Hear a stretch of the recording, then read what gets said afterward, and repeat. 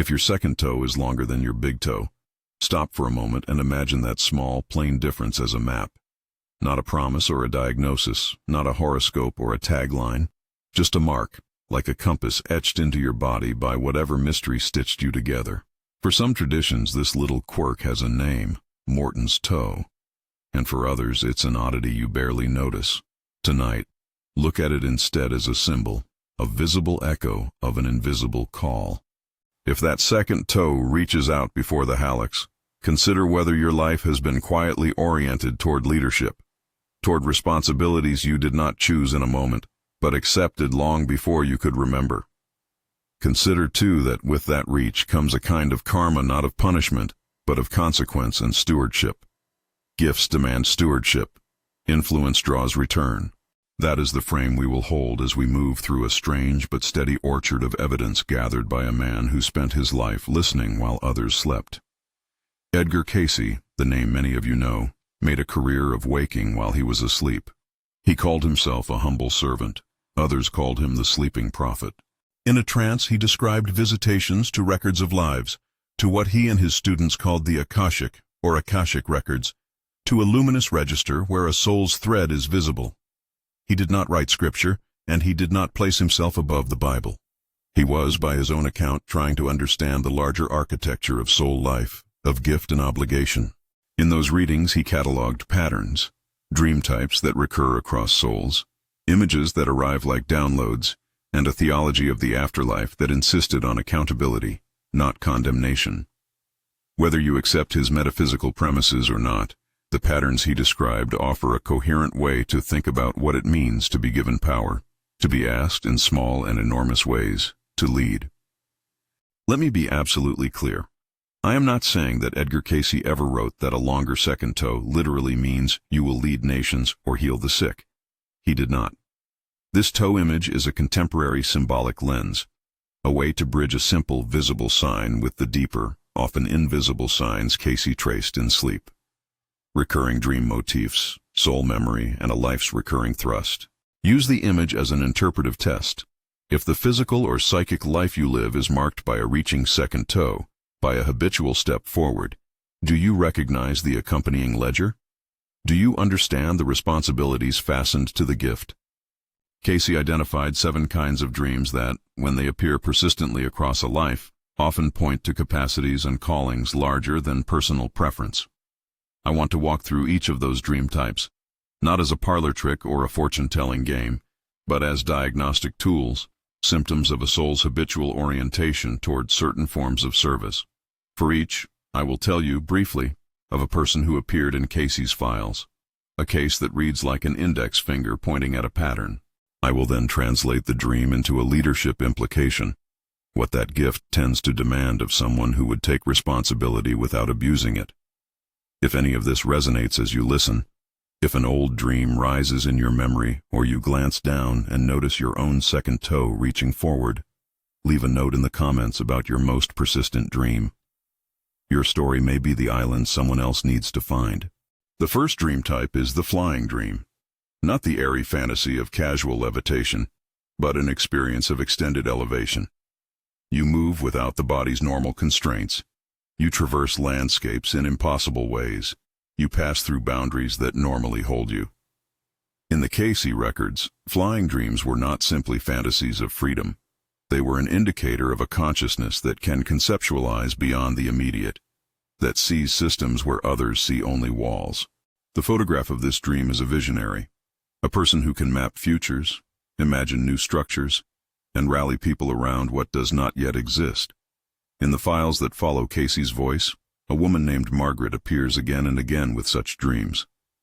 As a younger woman, she would wake trembling from flights, soaring over cityscapes, hovering above hospitals, entering rooms she had never visited yet, knowing what needed to be done there.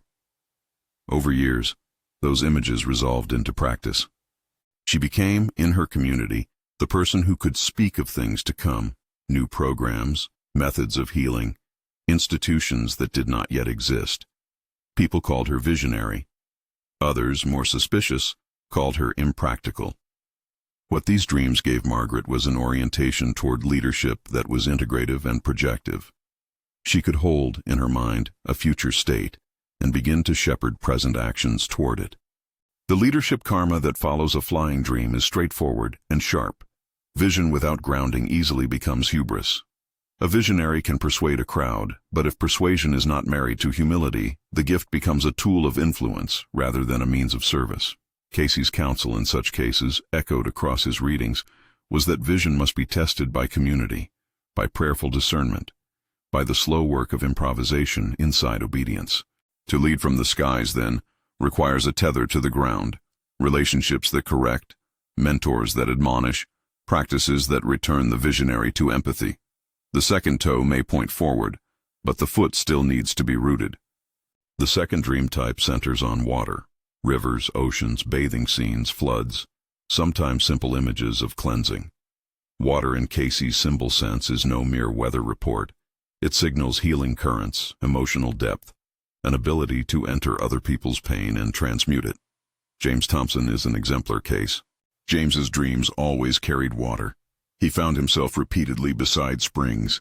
He dreamt of hands submerged in clear running streams, drawing out stains, pulling out small stones that represented ailments. In waking life, he found himself drawn to caregiving professions.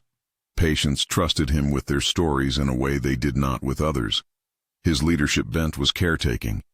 He organized clinics, tended to the sick, and built structures where others could be seen. The dream gave him empathy that translated into systems of care. But water leadership brings a special peril: immersion. Those called to care easily drown, not literally, but in the demands of others' needs, in the belief that their identity is synonymous with service. Addiction can masquerade as compassion when the caregiver seeks affirmation in being indispensable.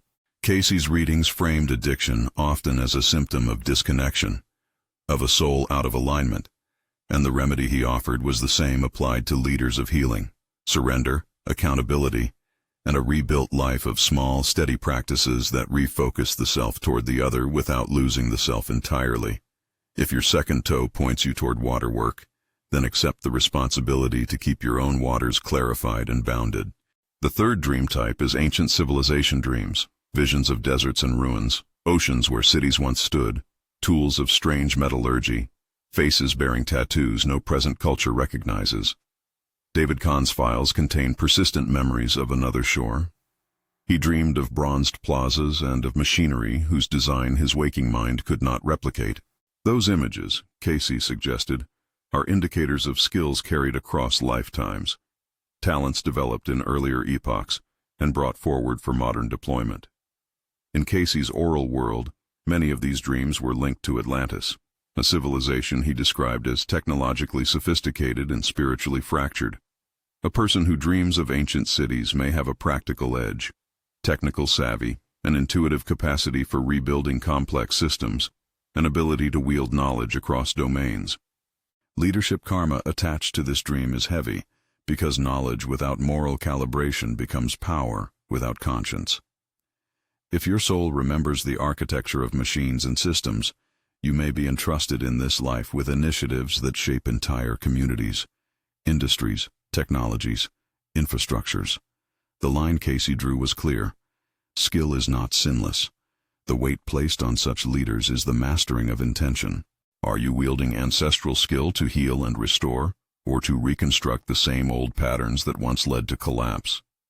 Those with Atlantean dreams must learn humility before mastery, and must submit their craft to ethical standards larger than personal gain. The fourth dream type is communication with ancestors, guides, or those who have passed. These are not always cinematic visits. Often a hand at the shoulder, an unambiguous phrase, an herb or recipe arriving with a sense of, this belongs to the line. Mary Patterson's life is an example. In sleep, she received recipes, techniques, and narratives that belonged to women long gone in her family. Waking, she turned those small instructions into something larger, a community practice of herbal care, of mothering that carried knowledge unlike anything taught in schools. The leadership implication here is stewardship. Those who carry ancestral streams are called to hold tradition without fossilizing it, to be curators who translate the past for present service. Steward leaders face the temptations of nostalgia and authoritarianism. It is easy to mistake lineage for rightness, to convert a family memory into doctrine. Cayce's model asked that such carriers be translators more than enforcers. Honor the lineage, but test it. Let the ancestral voice be a whisper guiding service, not a decree silencing others. The karma, again, is responsibility. The handed-down skill must be placed at the service of the wider community. The fifth dream type is prophetic dreaming, images that warn, foretell, or point to a future calamity or change. These are the dreams that contain a message urgently meant to be heard. Cayce recorded instances where the dreamer's visions preceded a local crisis or offered an opportunity that, if heeded, could soften a blow. Eleanor Walsh is frequently cited in the readings as a woman whose prophetic images had a practical bent. She warned of financial patterns, offered counsel about timing, and sometimes saw the emotional contours of a community before anyone else. Prophetic leaders are rare and dangerous to be without discipline. When a person brings warning, the community expects accuracy, and the leader must guard against either self-righteous alarmism or the paralysis of doubt. Cayce's framework maintained that prophecy is not purchase of privilege but a trust demanding corroboration and humility. Predictive dreams carry responsibility. They must be discerned, tested, and, crucially, incorporated into service that eases harm rather than elevates the dreamer. A prophetic dream can make someone a moral conscience for a group. The karmic test is whether that conscience feeds compassion or inflames judgment. The sixth type centers explicitly on healing dreams. Dreams in which hands glow, in which patterns of light indicate points of imbalance, where instruments appear whose purpose is to heal rather than harm. Robert Chen is a name attached to several of these readings. He reported recurring visions of touch as a language, of subtle currents moving through a body like wind through a field. Those who dream in this register often wake with an instruction to care for others' bodies and spirits. They become teachers, therapists, energy practitioners, nurses, ministers whose very presence is medicine. But such gifts require strict ethical containment. Cayce's counsel, consistent across his cases, was that a healer must never foster dependence, never seek reward in the healing, and must always place the patient's dignity ahead of any desire to be needed. The leadership that rises from healing is stewardship of health, of bodies, of systems of care, of the cultural narratives that shape wellness. The risk is commodification. When empathy becomes product, the sacred trait of healing is profaned. Leadership karma for the healing dream calls for radical humility, professional integrity, and a life oriented toward restoring others' agency. The seventh, and perhaps most consequential, of the dream types Cayce singled out are those we might call Christ-conscious dreams. These are not necessarily dreams in which one sees the historical Jesus. Sometimes they are. More often, Cayce described them as encounters with what he called the Christ light, a presence that embodies reconciliation, compassion, and an insistence on service.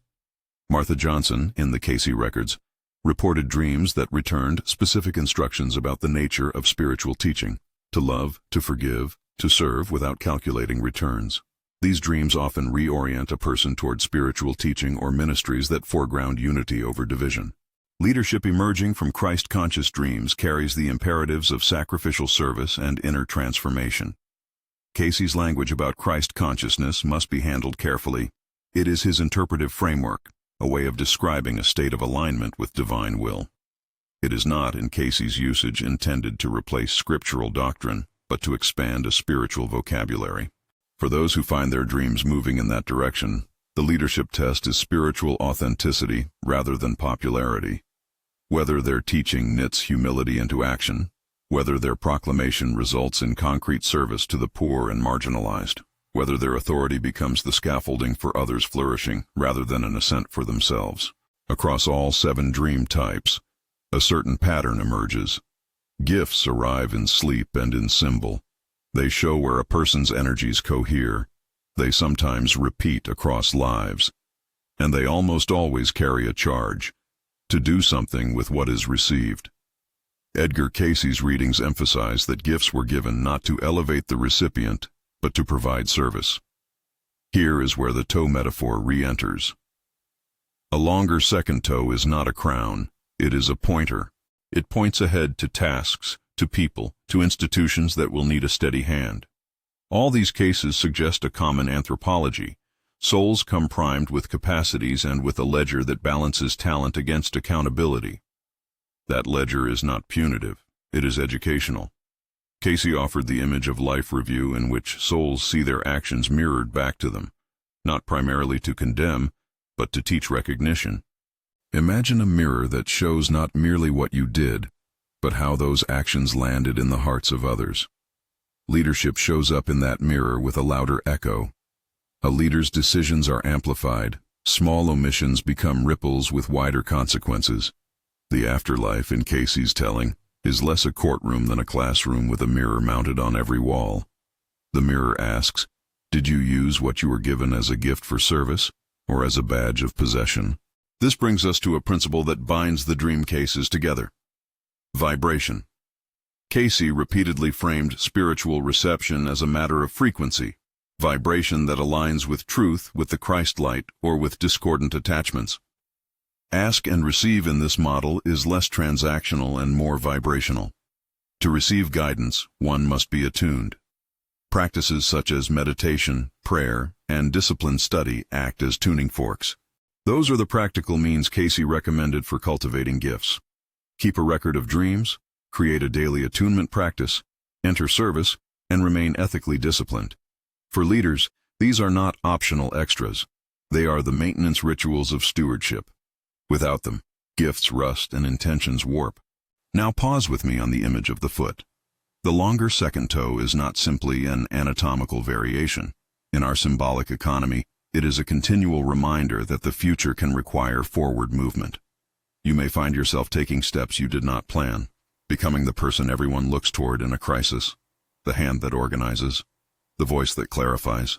Such a role asks for habituated practices that orient the heart. A journal where you collect dreams and their correlates, a community that checks your projections, a service plan that keeps gifts deployed humbly. At this point, a natural question presses in. If leadership karma is real in this metaphoric account, how does it play out beyond this life? Cayce's afterlife teachings give us a specific set of images. Funeral observation, the Hall of Records, a life review rendered in luminous clarity, images that intensify the moral consequences of leadership. The funeral observation is not theater. It is an experience where the soul sees itself through the eyes of loved ones. The Hall of Records holds a resonant archive of a soul's pattern across incarnations.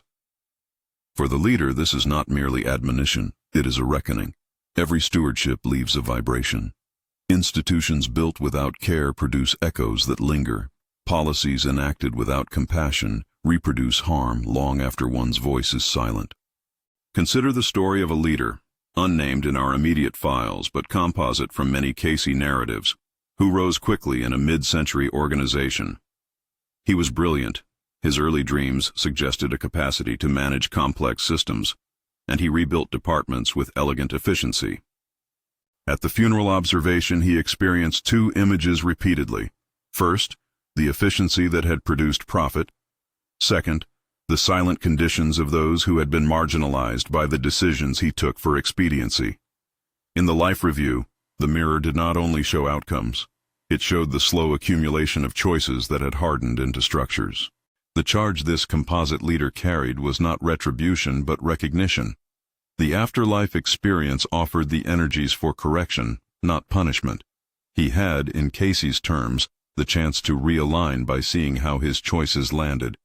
Leaders with Atlantean or ancient civilization dreams may be particularly sensitive in the Hall of Records. Skills that rapidly recreate systems can be used to reconstruct and heal or to replicate the very abuses that led to previous collapses. This is where Cayce's Atlantis narrative serves primarily as moral warning rather than historical proof. The past's mistakes are instructive, not sensational. The karmic requirement is to master power ethically. At this juncture, we could move into the practical practices Cayce recommended. How to dream journal faithfully, how to set up an attunement practice that cuts through the static, how to create community structures that prevent the corruption of gifts. We could examine in depth the rehabilitation of addiction as a pathway from misuse to service, showing how surrender and accountability can redirect what once fed ego into what restores community. We might tell stories of individuals who, after episodes of abuse or dependence, built recovery centers and redirected their life's gifts toward helping those they had once harmed. We could lay out the precise, small disciplines Cayce proposed: nightly records, morning centering, study of scripture tempered with discernment about metaphysical categories, and the daily habit of one small act of service. Those practices are the laboratory in which leadership karma is tested and transformed. But before we catalog those exercises, there is a conversation we must hold about authority and doctrinal boundary. Cayce offered a metaphysical vocabulary: Akashic records, reincarnation, Atlantis, and Christ consciousness, that does not neatly map onto historic Christian confessions. For many Christians, these words will sit comfortably as images, or they will be regarded with skepticism. That is appropriate. Cayce's framework should be read as one interpretive map among many. Where it intersects with Scripture, when he speaks of sacrificial service, humility, the primacy of love, there is fertile overlap. Where it departs, particularly on questions of reincarnation or specific esoteric claims, it should be handled as contested, not doctrinal. The leader who seeks to be both faithful and wise will test every insight against the teaching that the greatest of all commandments is to love God and neighbor, and will orient practice toward concrete acts of mercy that can be observed, measured, and corrected. And here we find ourselves back at the toe. If your second toe is longer, whether literally or symbolically, you stand before a particular set of tasks. You are given an orientation that can open doors, but the rest of the road demands something more than charismatic intuition. It demands formation. The leader's formation is not only skill building, it is heart shaping. Those who lead without formation risk producing consequences. Their future selves will rue. Those who accept formation, through accountability, prayer, disciplined study, dream record, service, begin to convert influence into legacy. It is at this pivot, between insight and practice, between call and formation, that the lives Cayce chronicled show their true usefulness. Margaret's flights became programs only after she submitted them to elders. James learned to delegate so he wouldn't drown in compassion. David Kahn's technical genius was reoriented to ethical ends through a teacher who insisted on limits. These are not anecdotes of miracle so much as of education, how gifts become instruments of service through the slow, often unglamorous work of discipline. We will return shortly to the concrete practices Cayce recommended, step-by-step routines that any person with a predisposition toward leadership can take up. We will also explore the hard, heartbreaking stories of misuse and recovery, cases where brilliant gifts were misapplied, leading to addiction, isolation, or harm, and the recovery roads through which those figures repurposed their talents for healing. We will walk through the Hall of Records not as a metaphysical curiosity alone, but as a moral mirror that informs practical choices right here, right now. But before we continue, hold this question with care. If the small difference of your anatomy is the outward sign of an inward trajectory, what responsibilities do you carry that you have not yet named? What recurring dream hums at the edge of your sleep, waiting to be recorded? The symbolism of the longer second toe is not destiny, it is invitation. The leadership karma it signals demands acceptance, and acceptance not as resignation, but as stewardship. And stewardship is always actionable. It begins in the small, daily realignments that move heart and hands into the same rhythm. As the next segment opens, we will step into those specific practices, into the nuts and bolts of dream journals, attunement meditations, and community safeguards. We will also meet a figure who embodies the hard road from giftedness to stewardship, someone who held a long second toe and for a time refused the ledger. Their story will illuminate how a life review can be less a crushing condemnation and more a corrective, if the soul is willing to receive it. For now, keep the image of the toe in your mind. Let it be a prompt. Look down, notice, and ask the small, sharp question that leaders must learn to ask themselves daily. What am I stewarding, and to whose good am I directing it? We pick up with the small test you were asked to keep, the second toe. Keep it in your mind as we move now from pattern to practice, from image to discipline. If the toe points forward, your life may already be stepping into work that requires daily, mundane, sometimes lonely formation. What follows is a practical map, a set of routines, questions, and safeguards drawn from the Cayce corpus and from the common sense ethics that run through those readings. These are not magic formulas. They are ways to tune a life so that a gift becomes a faithful instrument rather than a fashionable trophy. Begin with dreams. The single clearest directive that comes out of the Cayce material for anyone wanting to steward a gift is, record everything. A dream journal is not optional. It is the ledger of interior life. Make it simple and regular. Keep a notebook and a pen by the bedside or use a voice memo app if you wake groggy. When you wake, speak or write 3 facts before you get dressed. The image that lingers, the dominant feeling, and any unusual words or phrases. Date each entry. Over weeks you will begin to see patterns. The same symbol, the same mood, the same repeated figure. Those repetitions are what Cayce and his readers treated as signals. A single, spectacular dream may be meaningful, but persistent motifs are the signal that a soul is being oriented toward a capacity. Cross-reference those dreams with your life. When you notice a pattern, flying, water, ancestral advice, prophetic flashes, ask, where in my waking life does this urge show up? Do I get restless in meetings and always sketch new structures?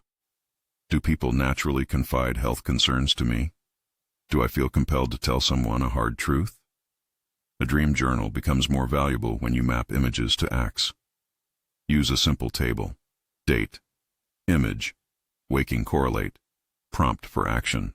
Once a week, read through the entries and ask 2 questions. What is the dream asking me to do? And who is the first person I can serve with this insight? Create an attunement practice. Cayce used language of vibration and alignment. This is easier to translate into habit than into jargon. You do not need a dramatic ritual. What you need is a repeatable process that calms the lower centers and opens the receptive ones. Sit comfortably for 5 to 15 minutes each morning. Close your eyes.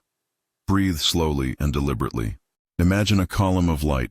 Call it the Christ light, the good, the word, whatever language fits your faith, descending through your crown and grounding you in your heart. If you are within a Christian framework, let a simple petition anchor you. Lord, tune my mind and heart to what is for your service. If metaphors of vibration help you, picture a tuning fork settling to a pure tone. The important element here is regularity. Cayce's readings insisted that receptivity is a skill cultivated by repetition. Pair that attunement with study. A leader without formation is a danger. Read widely but wisely. Combine scripture with serious work on ethics, history, and the practical skills your dream points toward. If your dreams incline you toward healing, study anatomy, counseling ethics, and professional boundaries. If they incline you toward vision and organization, learn the mechanics of governance, conflict resolution, and small group formation. Cayce advised combining spiritual attunement with concrete study, spirit and skill together. Seek teachers who have reputable formation and submit yourself to accountability with humility. Find your corrective community. One of Cayce's recurring prescriptions is communal testing. A visionary needs elders who can say, slow down, as well as carry on. A healer needs training and a supervisor. A prophetic voice needs peers who will ask, how does this counsel ease suffering? Where does it need restraint? The corrective community need not be large. It must be honest. Choose 3 people, a mentor, a peer, and a critic, who will speak truth to you. Offer them the right to ask difficult questions and the right to refuse to be swept along by charisma. Make regular reports to them, a monthly account of your decisions with a specific invitation to correction. That sound of friction is often the greatest gift you will receive. Design small, repeatable acts of service. Leadership karma is not fulfilled in rhetorical gestures. The Cayce material stresses the quotidian. One small act done repeatedly forms a life. If your gift tends toward care, schedule 1 hour each week to serve in a clinic, a shelter, or a neighborhood elder's home. If your gift tends toward vision, Spend an hour each week coaching a young organizer or sketching plans for a community project, and then testing those plans with people who will be affected. Commit to one act that benefits someone who cannot repay you. The accumulation of these small practices creates the character that can carry larger responsibility without fracture. Keep ethical boundaries fiercely. Cayce's readings are full of warnings about the misuse of gifts: a healer who seeks fame, a prophet who craves righteousness, a visionary who builds empire for self. The pathology is the same. The gift becomes an idol. Set clear rules. Never accept payment you are not qualified to receive. If you offer counsel, require clear referral pathways for medical, legal, or psychiatric needs. If you practice any form of energetic work, work within clear consent and licensing frameworks. If you lead an organization, institute transparent governance, audits, and grievance procedures. These structural safeguards are part of the spiritual discipline. Humility expresses itself in systems that limit you. Learn to test prophetic material. Prophetic images require disciplined handling. Cayce suggested tests that are practical and communal. Pray for confirmation, look for corroborating signs, and ask whether the counsel will reduce harm and increase flourishing. Do not treat a prophetic dream as an infallible broadcast. Frame it tentatively. I sense this pattern. I would like to discuss how we might respond, and invite others into the discernment process. Refrain from public alarmism. The line between prophetic courage and self-aggrandizement is discerned in how a message moves people toward solidarity rather than panic. Deal proactively with overwhelm. Those called to care, especially those whose dreams are aquatic, whose interior life absorbs others' pain, must attend to depletion. The water leader's temptation is to prove worth by endless giving. Cayce's practical remedy was a life of measures. Scheduled rest, delegated responsibilities, sober reflection, and the cultivation of interior pleasure that is not identical with praise. Learn to say no. Build teams. Create rituals of replenishment. Weekly Sabbath time, annual retreat, creative practice. These practices are not indulgence, they protect the people you serve. Handle knowledge with conscience. Those with Atlantean-type memories or technical recall are often tempted to become intellectual proprietors of their insights. But talent without ethical oversight reproduces harm. If you find yourself with ideas that could scale, technologies, programs, systems, invite ethicists, community representatives, and historians into the design phase. Subject the plan to stress tests. Who benefits? Who is at risk? Who is excluded? Use the Hall of Records imagination to ask, if this institution stood for a century, what would it teach the next generation? Design with legacy in mind. Address addiction as spiritual dislocation with practical medicine. Cayce's readings treat addiction sympathetically, as a symptom of a soul disconnected from its higher trajectory. But Cayce never framed spiritual practice as a replacement for professional treatment. If you or someone you lead is struggling, seek licensed care, join peer support groups, and create a recovery plan that includes community service as a restorative element. The powerful pattern in the Cayce stories is redemption enacted through surrender. A person acknowledges harm, undertakes honest repair, enters accountable relationships, and then redirects their energies toward service. The leader's recovery story is not a private triumph. It becomes a resource for others when integrated with training and ethical transparency. Now allow me to tell the story promised, the life of a leader who at first refused the ledger and what came of it. Call him Samuel Pierce, composite, but true enough in the moral arc. Samuel's dreams were vivid from youth.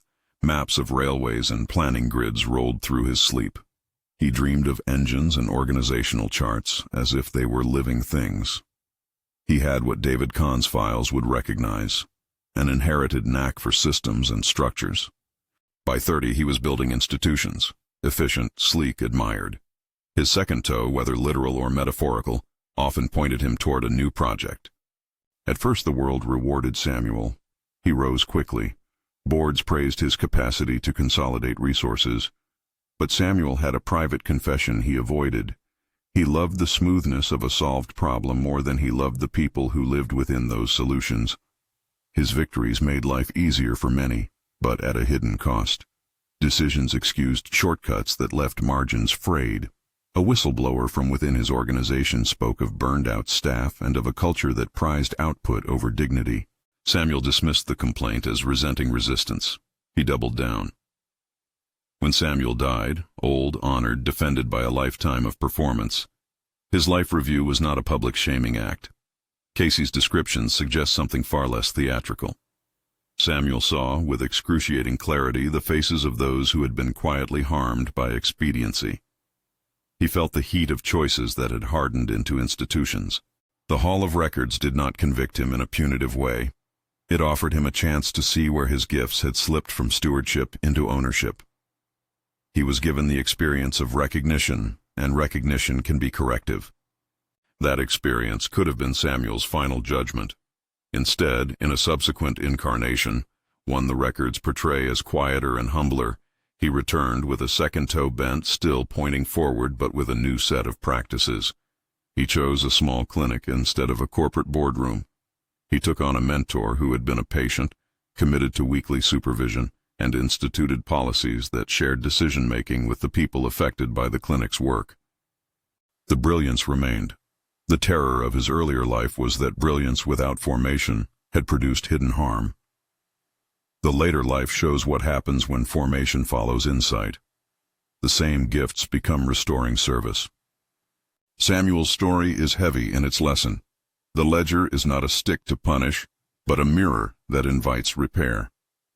Cayce's readings emphasize that the afterlife presents the ledger so that the soul can learn to reorient. The point for you in the present life is to learn earlier than Samuel did. Accept correction. Invite the mirror before the reviewer compels it. There is a practical sequence you can adopt this week as a starting test. Tonight, before sleep, set a single intention. If you will, reveal to me one image that helps me steward what I have. In the morning, record whatever you remember, one sentence. Then, right after recording, write one small concrete act you can do to serve a neighbor using whatever edge that image suggests. It might be a phone call, a 10-minute volunteer shift, an hour of study, or a conversation with a mentor. Repeat for 7 mornings. At the end of the week, review patterns. This is not a ritual for power. It is a laboratory for humility. We must return, briefly but firmly, to 2 ethical guardrails. First, no spiritual practice here should replace medical, psychological, or legal care. If you face illness, addiction, or structural abuse, seek licensed professionals. The Cayce framework offers interpretive help and moral imagination, but it is not a substitute for trained intervention. Second, treat Cayce's metaphysical claims, reincarnation, the Akashic registers, Atlantis, as a model, not a doctrine. For Christians who listen, test everything against Scripture's call to love God and neighbor. For those of other traditions, use a similar ethical axis. Now listen to how the larger spiritual frame ties these practices to leadership karma. Leadership karma, as I use the term, is not cosmic punishment. It is a relational law. Influence magnifies both blessing and oversight. A leader's choices do not vanish. They echo. Cayce's image of the life review makes this painfully clear. When you accept that karma, you stop asking what you will gain and start asking who will flourish because of your choices. That shift, asking for flourishing rather than fame, is the hinge that swings gift into service. Let us return one final time to the dream types and the responsibilities they point to, but in a compressed, action-oriented register. If you are a visionary, flying, invite elder critique for every major project. Reserve at least 1 meeting per project to the question, who will be harmed if we proceed? Make a mitigation plan before you announce the vision. If you are a water leader, healing, caregiving, build disciplined boundaries, create a care map. Who can you refer to? Who supervises you? How often will you rest? Ensure you have a therapist or peer support network. If you are an ancient memory leader, technical, creative genius, institutionalize ethical review.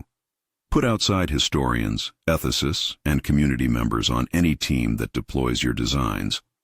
If you are an ancestral steward, translate lineage into service. Ask, which traditions can be adapted for the good of those currently in need? Avoid nostalgia that excludes. If you are prophetic, Practice corroboration. Before public pronouncement, test the insight for at least 2 weeks with prayer, community counsel, and a check against whether action eases suffering. If you are a healer in the subtle orders, insist upon consent and be clear about limits. Teach clients to self-empower rather than to rely on you as a necessary condition for wellness. If you are moving toward Christ-conscious ministry, let service be the measuring stick. The Christ pattern, as Cayce frames it, is embodied humility. When your teaching or leadership produces dignity and provision for the poor, you are moving correctly. These are not rules to cage genius. They are rubrics to keep influence accountable. We close where we opened, with the second toe. Let that simple image be the first candle you light when you wake. Ask the question the toe invites. To whose good is my step bent? Then take one small act, write one dream entry, call one mentor, serve 1 hour this week, and test the answer. Leadership karma is not a burden you carry alone. It is an invitation you accept into a trained community. It requires daily retuning, a lifetime of small acts, and a readiness to be corrected. If any of this touches you, if a dream image rose as you listened, or the thought of your own second toe made you flinch and think of responsibility, write a brief note in the comments. One line about your most persistent dream, or one small step you will take this week to serve someone. Your testimony may be the mirror another person needs. And one closing invitation: subscribe to join this ongoing exploration. We will continue to move through Cayce's patterns with care and discernment, always testing claims against love and humble service. If you are willing, make one small commitment now. For the next 7 mornings, write one sentence about your dream and one action you will take for someone else. That is the discipline that turns a pointed toe into a faithful path. May the work of your hands and the images that visit you be placed under the light of service. May the Christ consciousness Cayce described, however you frame that term, be the model by which your gifts are judged, not for applause, but for how many lives are steadied, fed, and healed. If your second toe points forward, may it guide you into steadiness, humility, and a long life of reparative work.